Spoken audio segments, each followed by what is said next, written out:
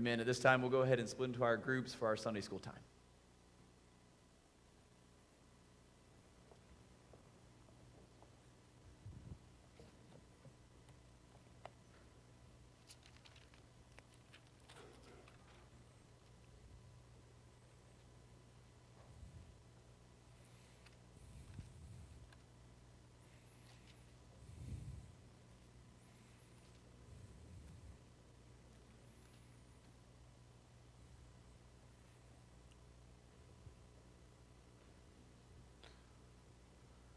For those of you who are joining us on the live stream, whether live or eventually recorded for some of you, or for those who are in here, we'll be in Exodus chapter 22 this evening, Exodus chapter 22.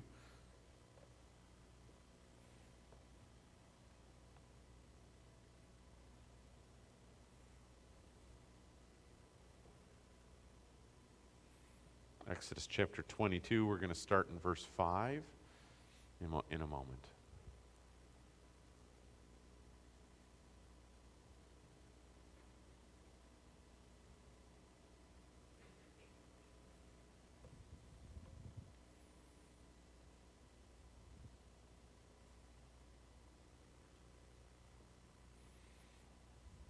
So imagine this scenario. You borrow your neighbor's lawnmower. Let's say it's a really nice lawnmower. It's like a Honda or something like that, okay? Not a cheap, well, I don't want to run down certain brands, but the church bought one here for a push mower about 2 years ago, and we actually bought two of them, and one was a better one. And I thought I'll buy a backup because I was going to have two people pushing the mower. And so we'll buy a cheaper one and a nicer one. It was not worth it to buy the cheaper one because that brand, you mowed once with it and things were already broken on it and things like that. So you buy a nice one. I mean, a really nice lawnmower. Not necessarily a riding mower, but just, a push mower. Your neighbor says, I need to borrow your mower. I got to mow and mine's broken down and this happens. But let's say you've borrowed your neighbor's mower.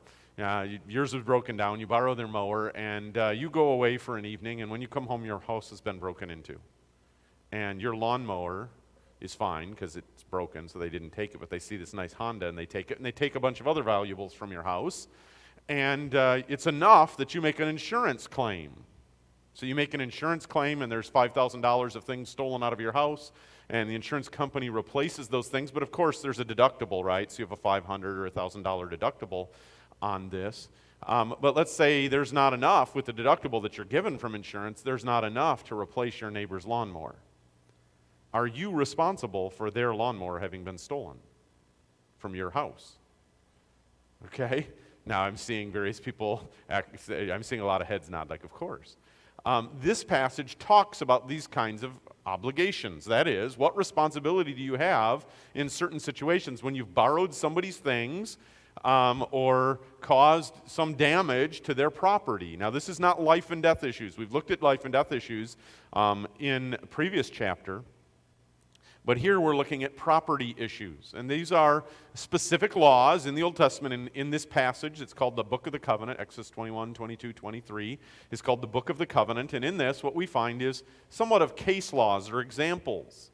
Okay, this is somewhat application of the principles that are taught in the Ten Commandments. In the Ten Commandments, there's a thou shalt not steal, right?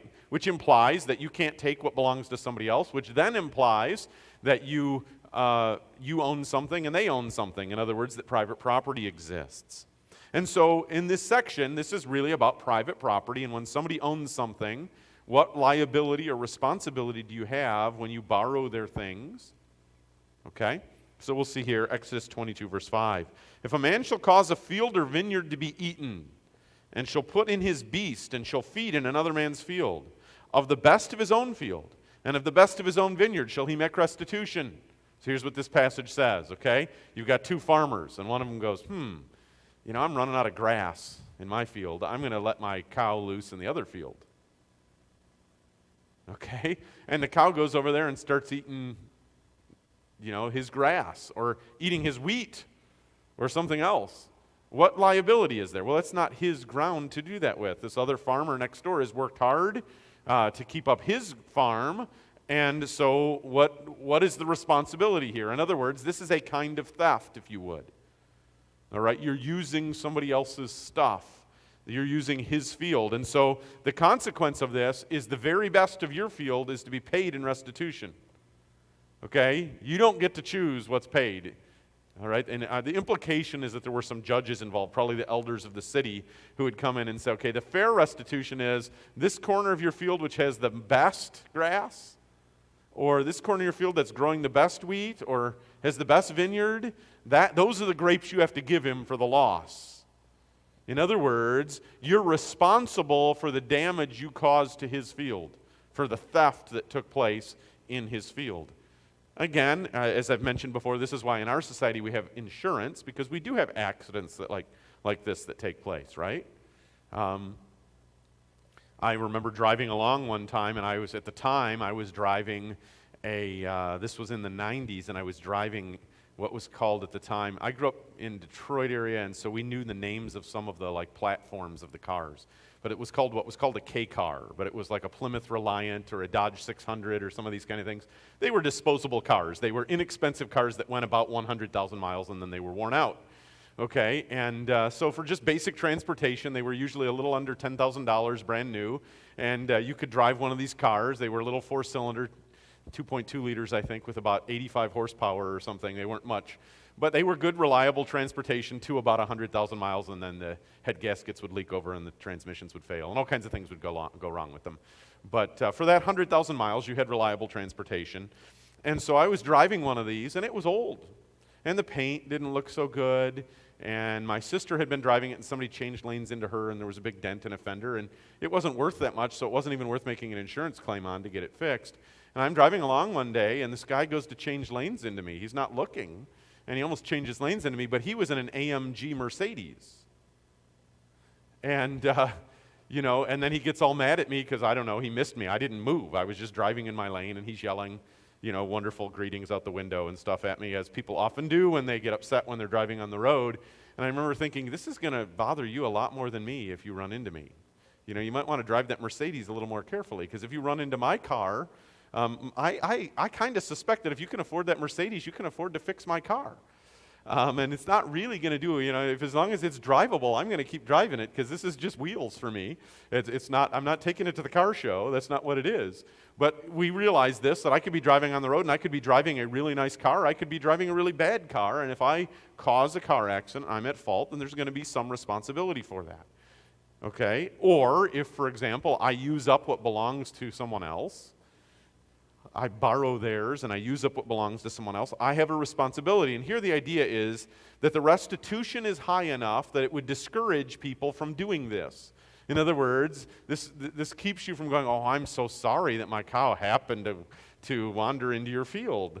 Because you know that if that happens, you're going to pay a restitution. Verse 6, if fire break out and catch in thorns, so that the stacks of corn or the standing corn or the field be consumed therewith, he that kindled the fire shall surely make restitution. Now we're assuming here this isn't intentional arson. This is accidental. One word about this idea of corn, okay? King James uses this word corn. Corn is not what we think when we say corn. Okay, when we say corn, we think maize, corn on the cob, right? What's called maize traditionally. That's a North American crop that comes from North America. It didn't get over to Europe and didn't commonly get used in Europe until after the Age of Discovery. So even in 1611, when this is being translated, that wasn't the normal word. Even in England today, they tend to call what we call corn, they call sweet corn. And in much of Europe, it's not even used that frequently to eat by human beings. They might use it for animal feed. Same thing with peanuts. We like peanuts here. I like peanuts. But in Europe, peanuts are like, ooh, that's low class. Why would you eat peanuts? But, because I remember being in England one time, and we were with a group, and one of the young ladies went into Haagen-Dazs and looked at the ice cream flavors, and she's like, do you have chocolate peanut butter? Evidently, she had found that flavor in the United States. And the lady behind the counter said, this is Haagen-Dazs. We would never serve peanut butter. Like, that's low class. Why would you expect that? Now, in the United States, we don't think of peanut butter as low class, but that's the way they viewed it. But corn was the word for actually any kind of grain. So this is wheat, barley, whatever. That's the corn, okay? It's wheat. It's grain. It's the corn, the seed that you grind up into flour. So the idea is stacks of standing corn. You've picked the sheaves of wheat or barley, and they're stacked up and ready to be processed and turned into flour. But, so you've got your field and you've got all this harvest there, but remember that's been picked so it's dry. And somebody next door says, I got all these thorns that I chopped down and I'm going to set them on fire and burn them and get rid of them. But while he's doing this, the fire gets out of control. That can happen. A fire can get out of control. This was before I was born, but I heard the family history many times. My grandfather was burning trash, and they had a new home, and the whole area behind them was a large field that was unoccupied. And the wind blew the sparks and caught this whole grass field on fire. And it burned for a half a mile to the main road.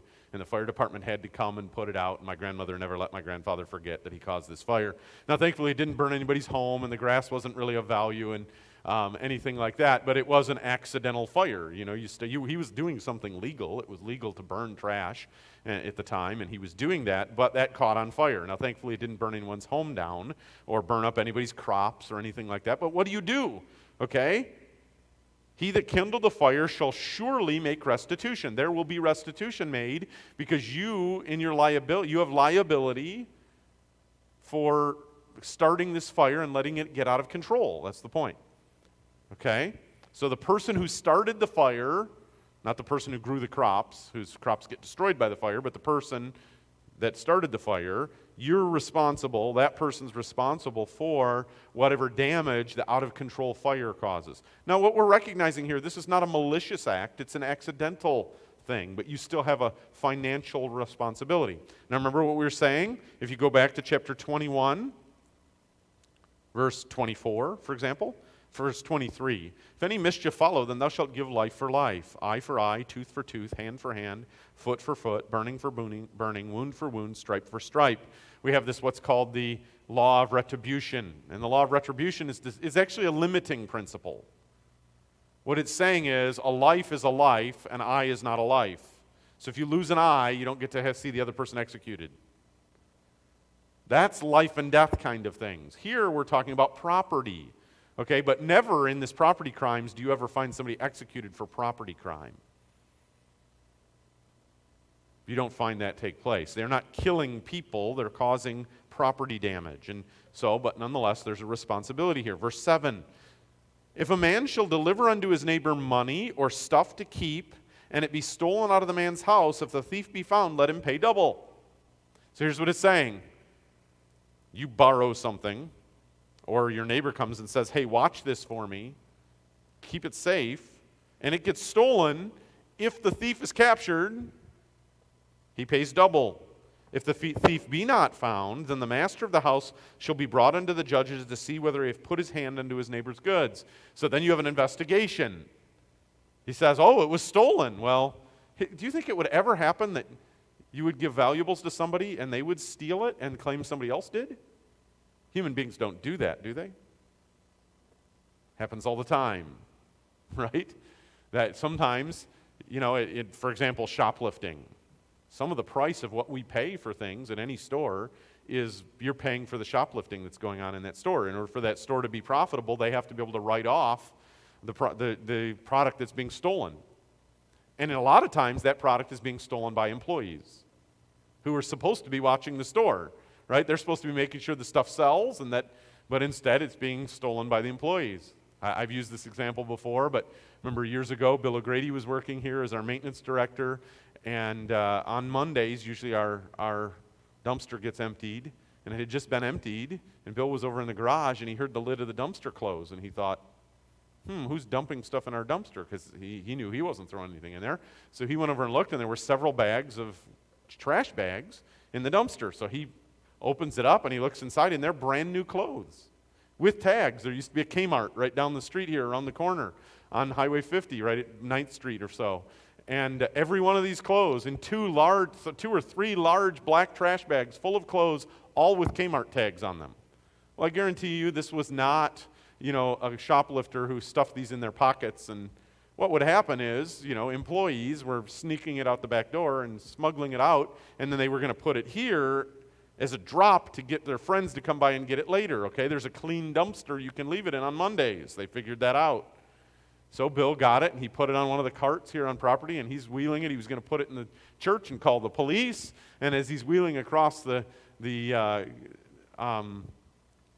parking lot, this car pulls up, looks in the dumpster, and they go, "Where's our stuff?" And then they look, they're like, "That guy's got our stuff." And they drive over, and they're like, "Hey, you have our stuff." And he says, "This looks like Kmart stuff to me."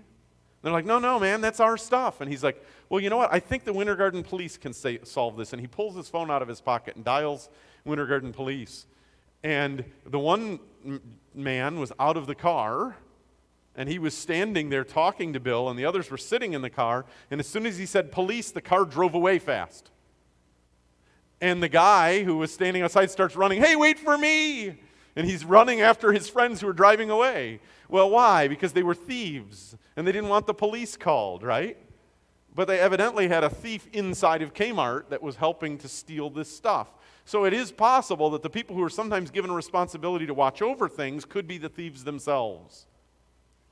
You're no less a thief just because you have easy access. All right? I don't know if we've ever thought, there's some people think this, that if it was easy to steal it, then I have a right to it. If it was easy to steal, then I have a right to it. No, you don't. Okay? It's not yours. Even if nobody will ever notice, it's not right to take what's not yours. And so, in other words, an investigation is to be done. And obviously, then, if they determine this man didn't steal it, then he's not responsible for the theft. He's not held accountable. The thief is to be held accountable. But if they come to the conclusion that he stole it, then he's held accountable and he pays the restitution. For all manner of trespass, whether it be for an ox, for an ass, for sheep, for raiment, for any manner of lost thing which another challengeth to be his, the cause of both parties shall come before the judges, whom the judge shall condemn, he shall pay double unto his neighbor. So he's saying, okay, so whatever it is, for all manner of trespass, a trespass, what does that mean? It means to cross a line you don't have the right to cross. We use it in the sense of walking onto somebody's property where we don't have the right to be. But the word trespass has the idea of crossing a line.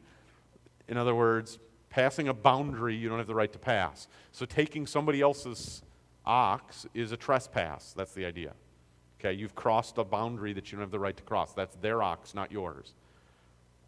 For any kind of trespass, whether it be for an ox, okay, so this is a male, a cow, not a cow that's female, but, bovine, male that's usually used for pulling a plow. For an ass, that's a donkey. For sheep, okay, so these are their flocks. Remember, this is how people made their living. This is how they ate. If you didn't have some of these animals, you couldn't keep up your farm or your fields. For raiment, clothing. Now, in their day, clothing was much more difficult to come by than it is for us. I mean, you can, if you're not too picky, you can find nice, clean clothes that are in your size at Goodwill or Salvation Army thrift store or whatever, and pay less than $10 and get an outfit in some cases. It may not be the latest fashion, but you could have clean clothes that fit, You can go to a discount place, one of the discount retail stores like Walmart or somewhere like that, or you could go to one of the places that have, Ross or, Marshalls or somewhere like that, and you can find clothes that are a lot more expensive other times and find the ones that are, seconds or whatever they are and buy them for a lot less expensive. So we're used to being able to go and buy clothes inexpensively. But in their day, clothing had to be made, which means someone had to sit there and take and make the thread and then turn that thread into cloth and then make that cloth into a garment. Okay? So we may have ladies in our church that sew. Great. That's a great skill to have. But almost none of them make their own cloth. As far as I know, none of them do. They go to the fabric store, right? They go to Walmart to the fabric department, or they go to Hobby Lobby. Does Hobby Lobby have cloth? I think they do. I don't shop for this, you can tell. They go to Joann Fabrics or whatever, and they go to that place, and they buy cloth and cut it to what they need, and cut out the shapes and sew it together and do all of that. And so you find that, they can make a garment, but they're not making the cloth. In the ancient world, you had to make the cloth. That means you get the wool from the sheep, you spin it into thread, you take the thread and you weave it into a garment. It's quite an extensive process. And because of the months and months of work that it took, if you were to purchase a garment, it would usually cost you the equivalent of about 300 to 365 days of labor for the average laborer. And by that what I mean is the person who worked out in the field got a standard wage for their day's work out in the field. So if you were a farmer and you owned a lot of land, you'd hire some laborers to come and pick your grain or whatever. You'd pay them at the end of the day. Each one of them would get a certain amount. Okay? If they gathered up 300 days worth of that money, that's what it would cost them to buy a garment. So guess what? They didn't buy garments. Their wives made them. Now, wealthy people could afford to buy a garment because they had a lot of extra money and they could afford this. But this is a very valuable thing. So even though clothing might be stolen today, for the most part, that's not the kind of thing thieves usually target. If a burglar breaks into your house, they're not looking for your suit. Okay? They're like, where's the jewelry? Where's the electronics? Where's the computer? If there's other things that are valuable in there, they're going to steal the things that they can easily, send to the pawn shop or to the guy on the street at corner that they can sell it to and flip it real quick. That's the stuff they're looking for. But raiment was very, very valuable, so it was something that was a target of being stolen.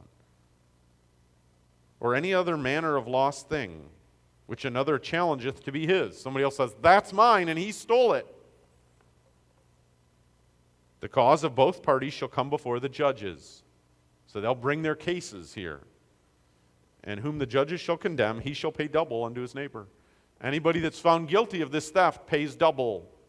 In other words, if you just had to give it back, then what would happen is you'd say, oh, well, I'll take it, and then if I get caught, I just give it back. So there's no real risk, right? But if you have to give it back plus another one, you have to give back a garment plus another garment that's worth a year's wages, then that hurts too much. And so you're discouraged by wanting to do that. There is a cost to it.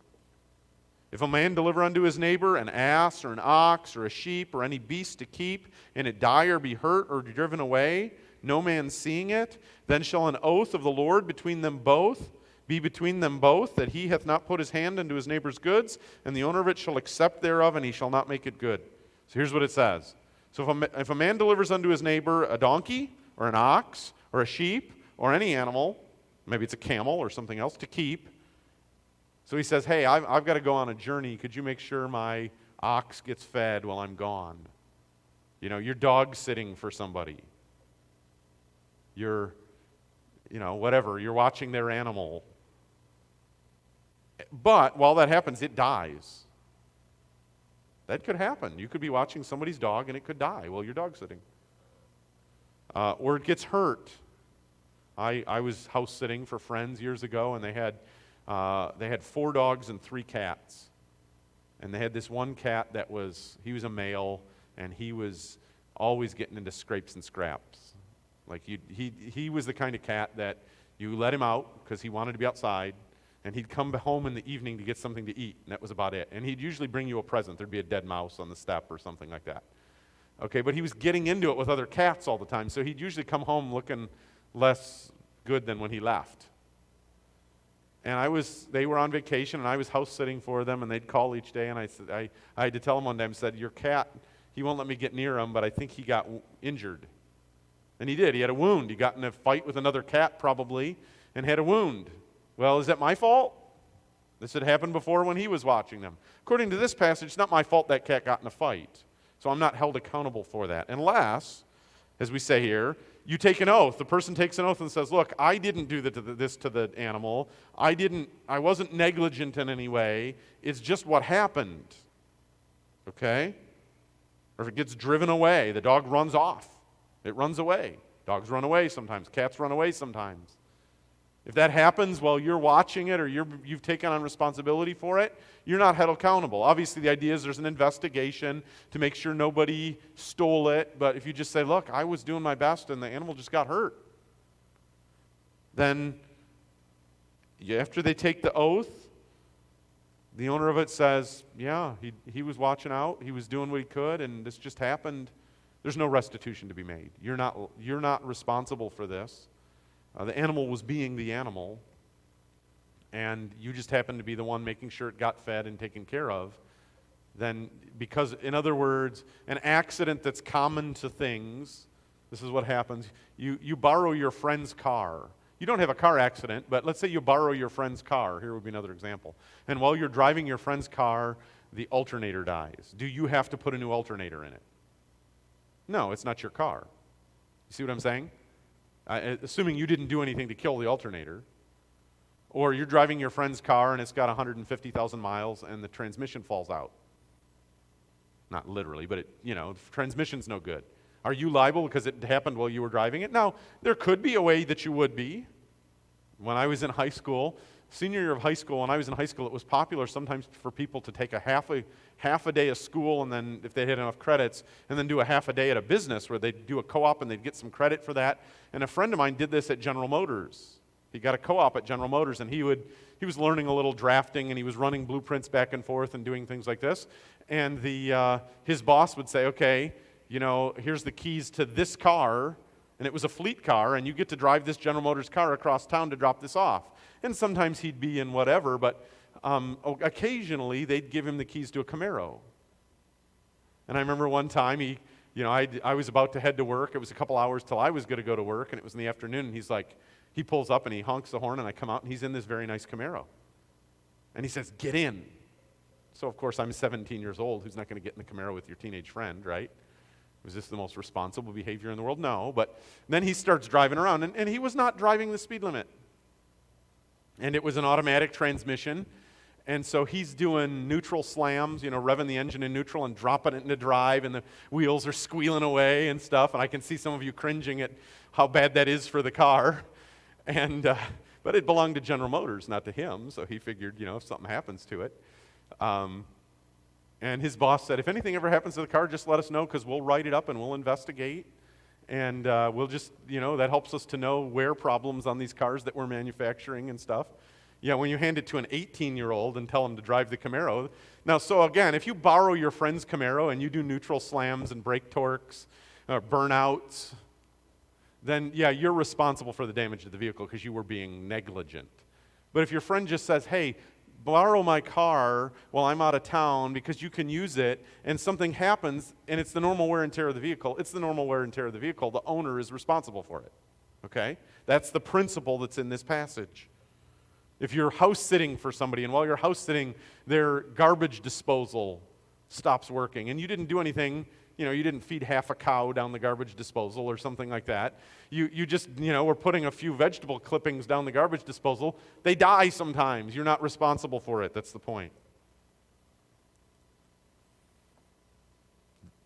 Verse 12, and if it be stolen from him, he shall make restitution unto the owner thereof. Now, here's the interesting thing.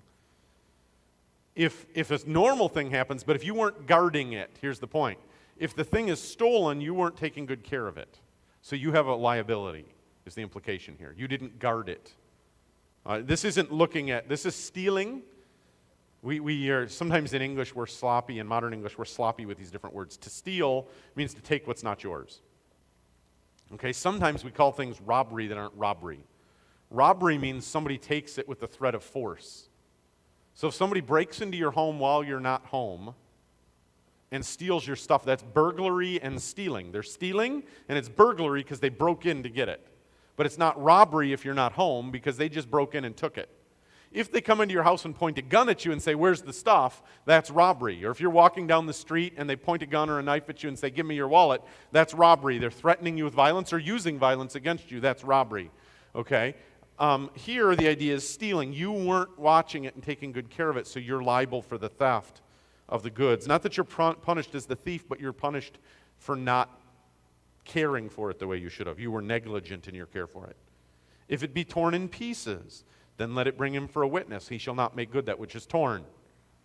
Okay, so again, your neighbor's sheep's out there, and a bear attacks it, a wolf attacks it, a lion attacks it.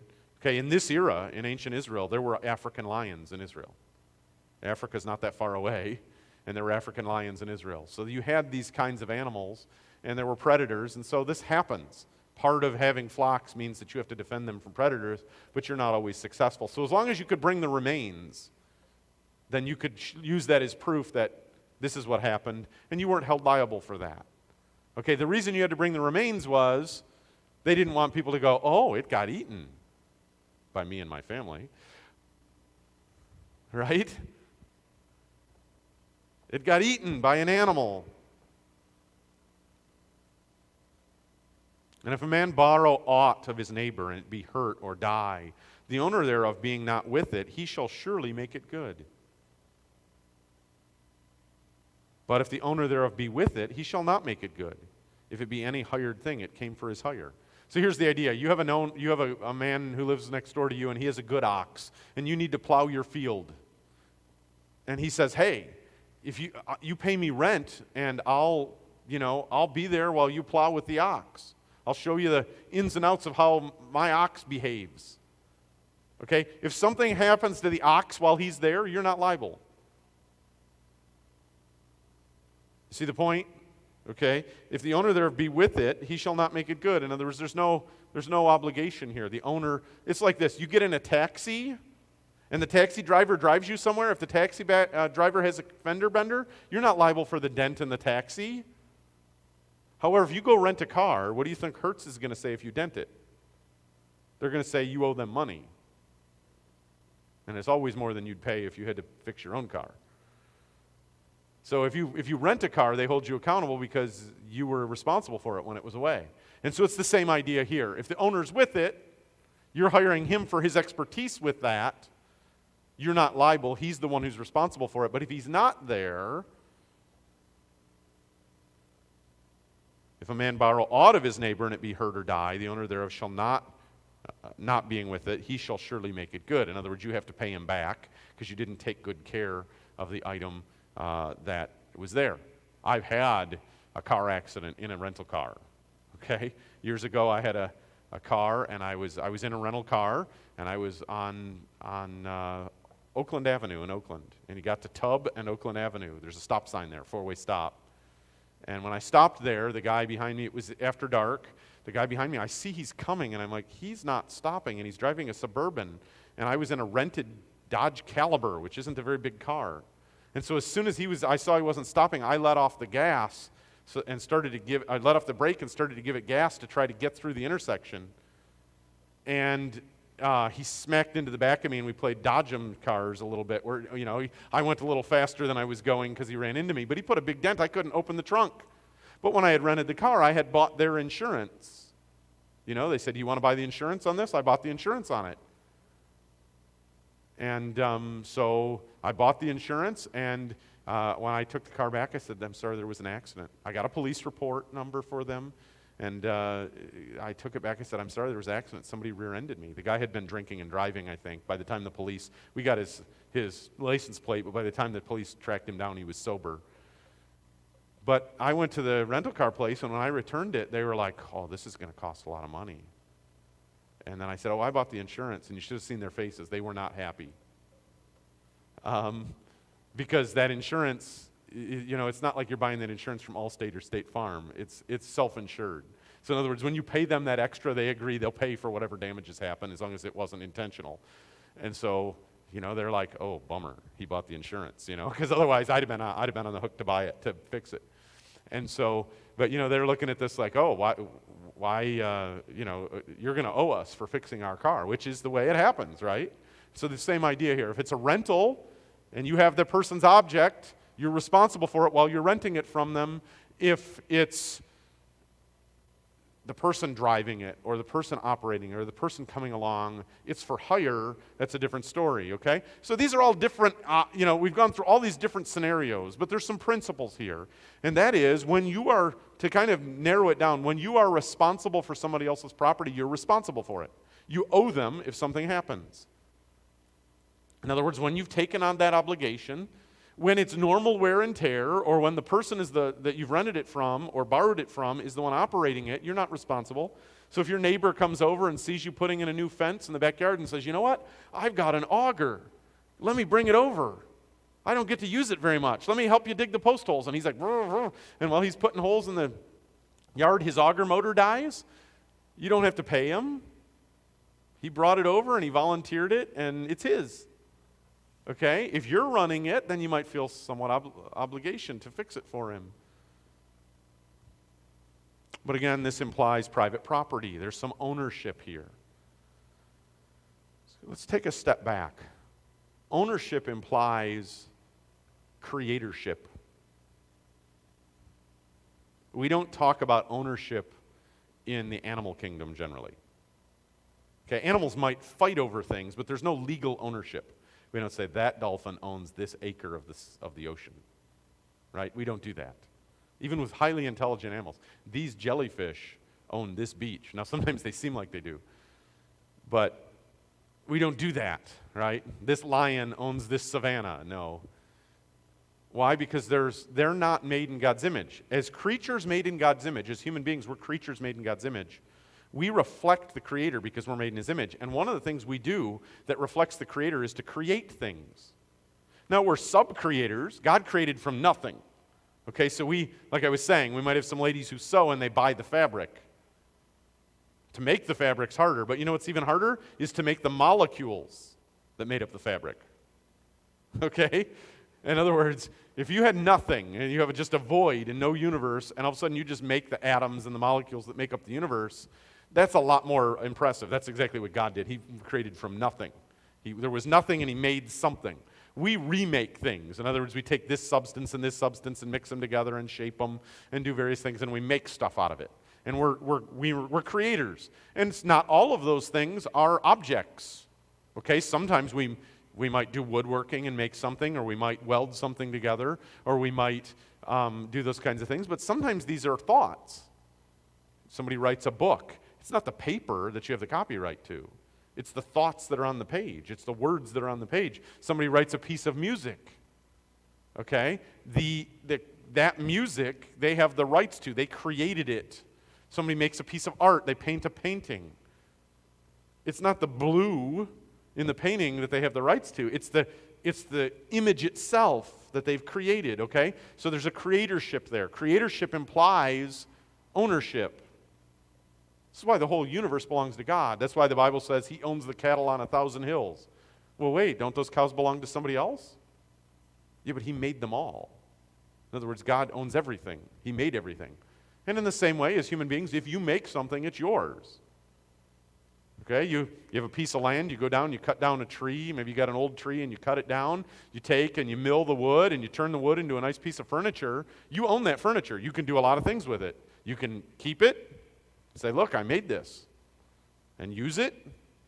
You can go somewhere and sell it and get the money, and then the person who buys it, they own it now because they bought it from the creator of the object. But creatorship implies ownership. We are indirect creators of our children, even in a sense. Obviously, God makes all people, but the fact is we all understand that there's a parental relationship with children.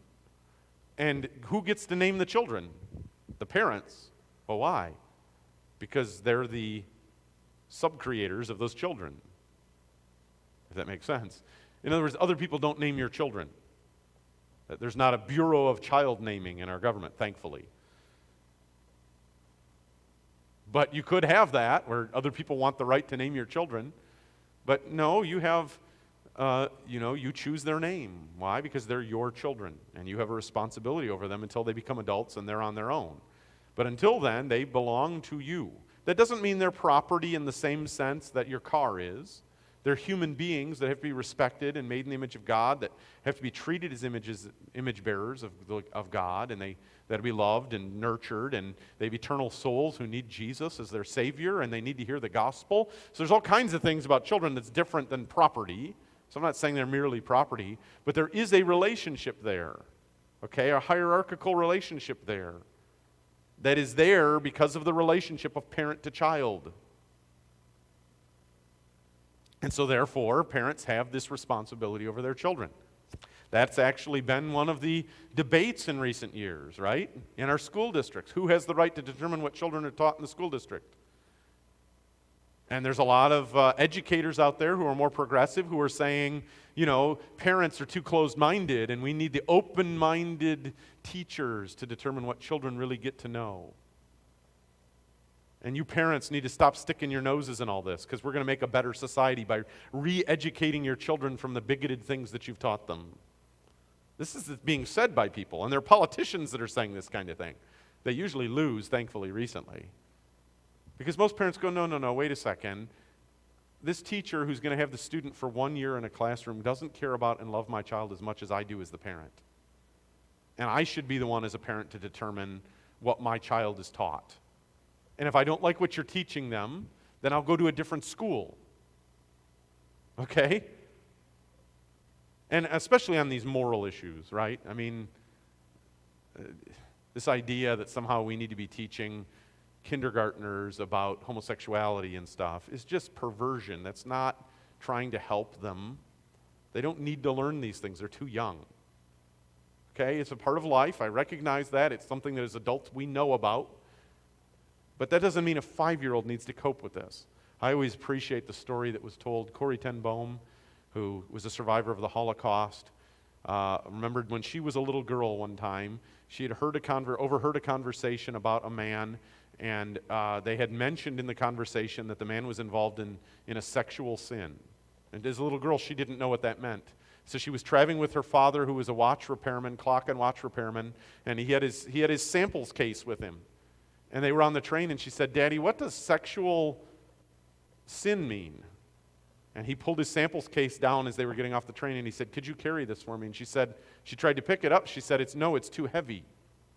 And he said to her, "So I will carry it for you. Because I'm an adult, and I will carry it for you. There are some things that are like that in life. Let me carry some things for you right now, and later when you're big enough, you can carry them." And we need to do that for children. In other words, we need to recognize some things are too heavy for them to carry, and when they're old enough, they can know about it, and that's good, okay, for them to learn. Even that there's evil in the world, they need to know that, but it needs to be done at their level, okay? When you're 5, he's a bad guy. You don't go into Jeffrey Dahmer and everything he did to somebody. You just say he was a bad guy. Okay, and they know he was the bad guy. Okay, he's scary, he's the bad guy. And there are bad guys out there, and you need to be careful of bad guys. They need to know that. That's fine. But you don't tell them all the details of all the gruesome things they did. That's not appropriate for a 5-year-old. And the fact that a parent wants to protect their child in that kind of instance is not the parent being cruel or trying to make a poor society or trying to abuse other people. This is a parent protecting their child, and parents have the right to make decisions about protecting their children. It's a biblical principle. The Bible very clearly teaches that the primary responsibility of teaching biblical values to children lies on the parents. That means as parents, we will be held accountable for that, and that means, too, that other people don't get to usurp that responsibility. Okay, now, the church has a responsibility to teach the scriptures to the children that come here, right? But that's not the only responsibility. If you bring your child to church and they don't learn the Bible, we have some responsibility, but the primary responsibility, if your children don't know anything about the Bible, is on you, not on us. Does that make sense? We'll do our best, and we do believe, I think we've taken very seriously teaching the Word of God to young people here. There are some churches that just entertain during children's programs. We don't want to do that. We want them to learn the Bible and the principles from it and what it says. But the fact is, if you send your child to Sunday school and there's some things they didn't learn from the Bible that you think they should have learned, I'm going to ask you, what did you tell them at home? And if you haven't talked about Jesus or the Bible at home, then I think you have neglected a biblical responsibility that you have, okay? So, in other words, there is a responsibility here of creatorship, of ownership, of these kinds of things, and there's a responsibility there that can't be usurped. That applies to children in many ways. It applies to the things that we have. And again, I'm not getting into politics in the sense that I'm worried about this election that's coming up, okay? I mean, I have concerns about it as a citizen, but I'm not so much saying here's what we should do in the coming election, as what I'm saying is there's biblical principles that we should abide by as Christians, and those will inform how we get involved. But one of the biblical principles is that the Bible very clearly teaches the idea of private property. Okay, there's some out there who think private property is an evil idea. It's not an evil idea, it's a biblical idea. When people take responsibility for their own stuff, things go better. I saw a quote recently. There was a very popular rock star named Bono, who was the lead singer for a group called U2. And I'm not necessarily advocating the group, but for a long time he was a bit of a progressive activist and said, maybe if we pooled all our resources, we could solve all the problems in the world and stuff. And then recently he made this quote. He's in his 60s now, and he said, I used to think this, but now I realize that if we taught people how to be entrepreneurial and take responsibility for their own lives, it would solve a lot more problems than pooling all the resources. Now, it took him a little while to come to that conclusion, but the fact is that's actually a more biblical conclusion. The Bible does teach that we should help those who are in need. But helping those who are in need and rewarding those who won't work for themselves are two different things. In other words, you take responsibility for your own life. You go get a job if you're healthy enough. Obviously, people get older, people get sick, they need our help. But if you're old enough to go get a job and to pay for your own way, and again, we baby sometimes we've got this extended adolescence in America. But, I've had this conversation multiple times with people in counseling where they're like, well, my son, he can't work more than 20 hours a week. How old is he, 28? I'm like, what? Yeah, he's had a lot of stress in life. And I remember looking at them, what did you do at 20 years? What were you doing at 28 years old? Oh, I had 3 kids. Yeah. Why is it they can't do this? There should be some responsibility here. Okay? Tell them, the Bible says it's good for a young man to bear the yoke in his youth. It's good. Our young people should learn to work. We live in a culture that works to play, right? You work so that you can go play some more. And the fact is that if you make it, think of this. If we're sub-creators and part of the way that we show the image of God is by creating, you don't create through play as much as you do through work.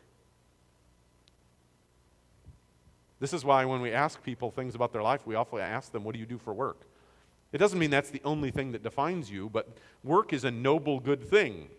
And so we should teach our children this, not that work is bad. Now, you can have a bad job that you hate, I understand that, and want to find different work. That's okay. But the idea that work is always bad is not a biblical idea. It is not a better use of your life to play video games all day than to work. It is not a better use of your life to play around doing nothing than it is to work. Now, we all get to the place in life where we've put in our work and we're getting older and tired and retire and those kinds of things, and that's fine. That's noble. You saved up enough money to be able to do that, and you can do that. You've paid into Social Security, all that. I'm not preaching against that. But what I'm saying is people who just won't work, the Bible says if a man won't work, not can't work, not can't find work, but he won't work, he ought not to eat. Guess what? You'll be very motivated if you don't have anything to eat. You'll go, hey, how do I get more food? Guess what? Do this work, and you'll eat. Okay, I'm hungry. I'll do that. And so this whole idea that somehow if we had no private property, we'd live in this utopia, that assumes also something else that's unbiblical, and that assumes the idea that there isn't depravity. And this whole passage assumes depravity that we've read, right?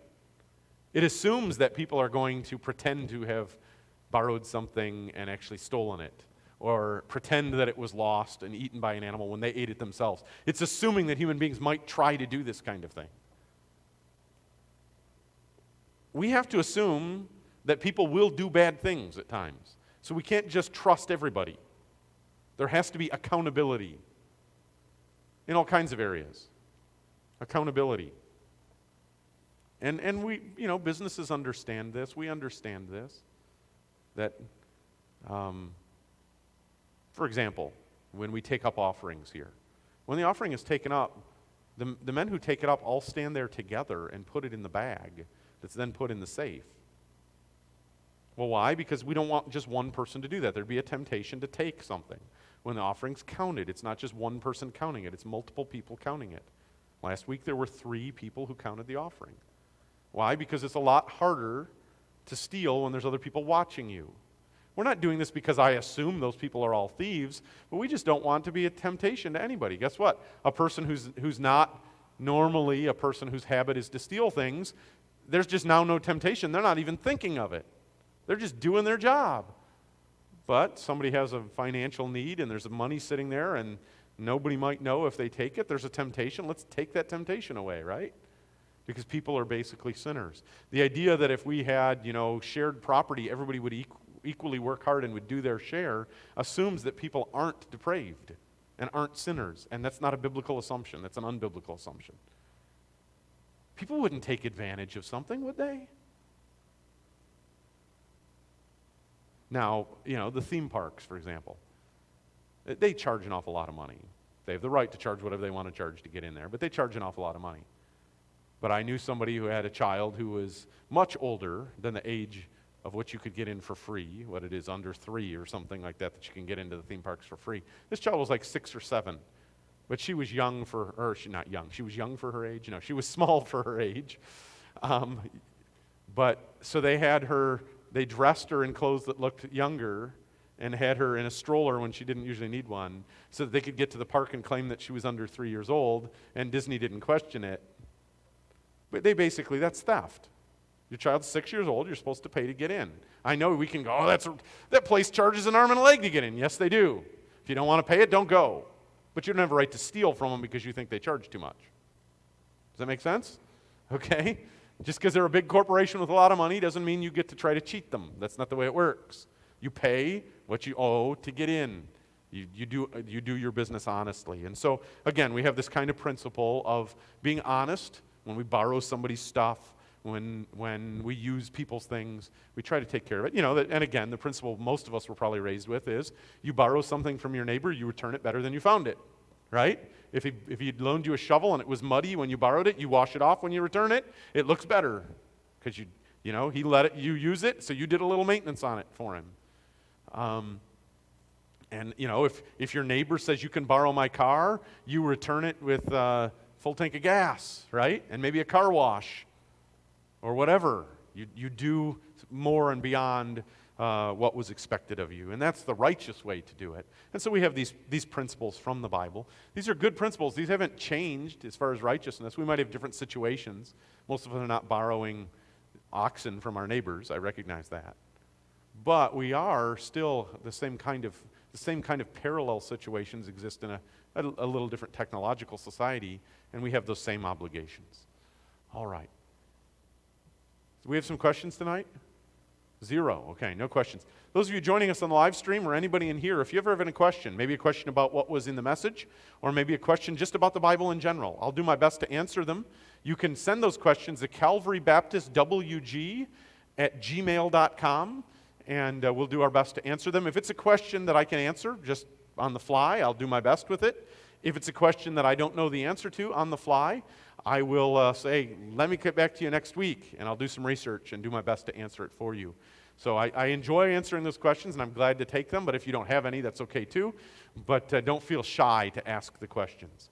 All right, in the early days, we used to say who the question was from. I don't always do that now because, sometimes somebody's asking a question, and it was maybe they didn't realize the answer was more sensitive than it was, and it embarrassed them. So we're not there to embarrass you. But again, we're not really welcoming anonymous questions. We do ask you to put your name on it because people can do silly things. We had people trolling us at the beginning where they were sending in silly questions on purpose, and we're not going to waste time on silliness. So put your name on it, but we're not going to announce, here's a dumb question from so-and-so.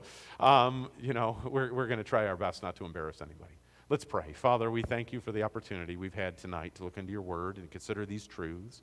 We pray that you'd help us to be righteous in the way that we treat our property and other people's property. May we use it to your honor and glory. And I pray these things in Christ's name. Amen.